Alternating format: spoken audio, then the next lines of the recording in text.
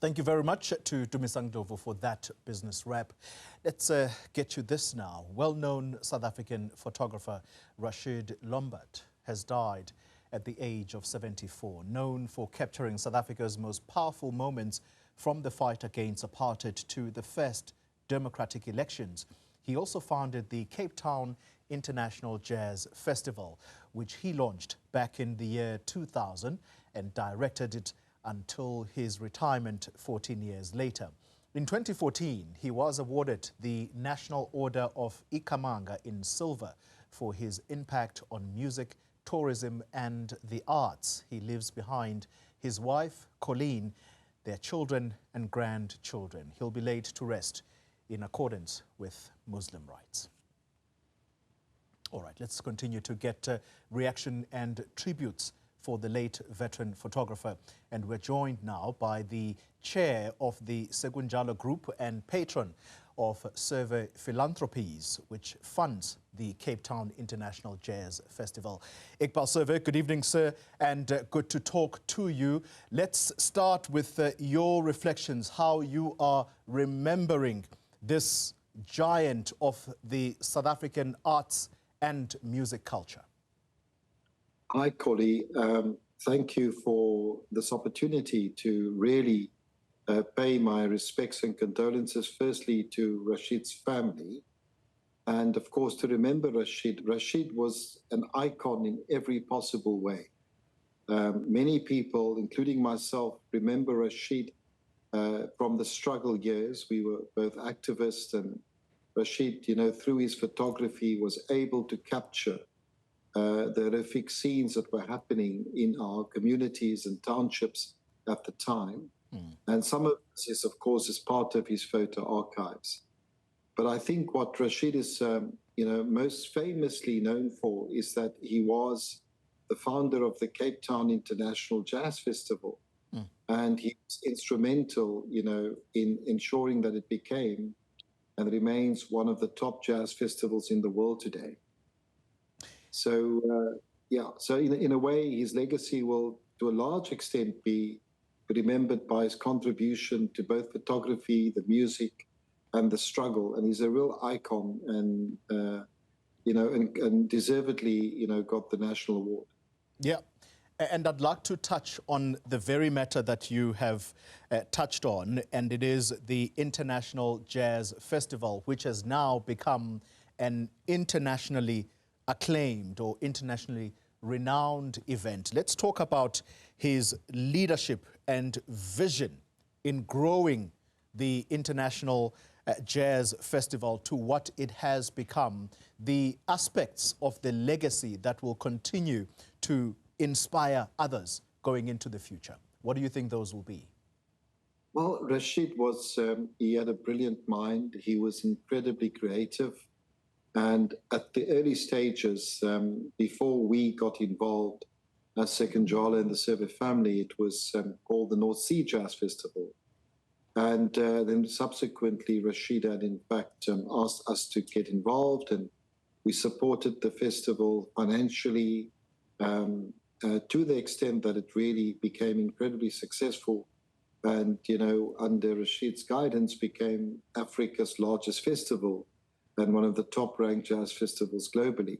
But, he was very creative, and he led a great team of people. His ideas were brilliant, his engagement with the artists.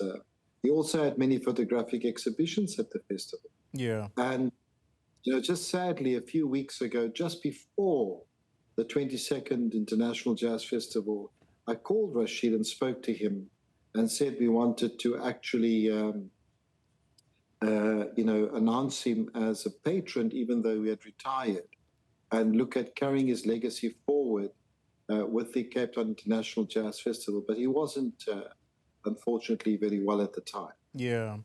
Let's talk about what your thoughts, perhaps, on the legacy and what the community of Cape Town is going to remember about him. And I'm asking a man here whom I understand you would pay for some of the people to actually go and attend the International Cape Town Jazz Festival. What do you think his contribution will be, particularly in promoting local talent and, of course, the cultural exchange that came with this international jazz festival? Rashid's contribution, Collie, was immense. I mean, he's an icon. He opened the doors for artists from South Africa, from Africa. He partnered with the New Orleans Festival at a certain point in time. And I think people will remember him, you know, for everything that he did. I think the festival today, it's got a great team of young women leading it, but at the end of the day, you know, it will always be remembered for the massive contribution that Rashid made to the Cape Town Jazz Festival, but not just the Cape Town International Jazz Festival, but frankly speaking, to music and, you know, events on the African scene. And he was a real brand ambassador. But over that, you know, he was loved by the community of Cape Town, and his loss will be immense because, you know, he was part of the struggle for liberation. He was part of the photo. His images captured to a large extent the horror of, you know, police shooting at our people in the townships and communities. And, you know, he was a real struggle hero in many respects. Yeah.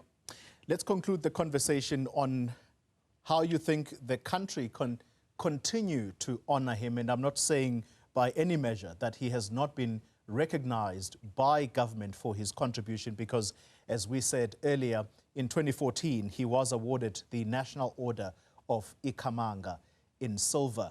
But continuing this legacy into the future, how should the country continue to memorialize him, so to speak?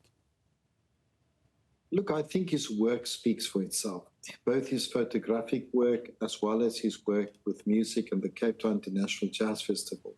And I think he'll continue to be remembered and honored in that way. And from our side, certainly, you know, as the Survé family and a Sekunjalo Group that owns the festival, we will make sure that, you know, Rashid's name is forever, you know, etched in the minds of festival goers. And we'll, of course, speak to the family at some point in time in the future to see how best we can achieve that. But I think he's going to be fondly remembered for the wonderful person that he was and for his contribution to our country in both music and struggle photography. Dr. Iqbal Survé, thank you very much for your time.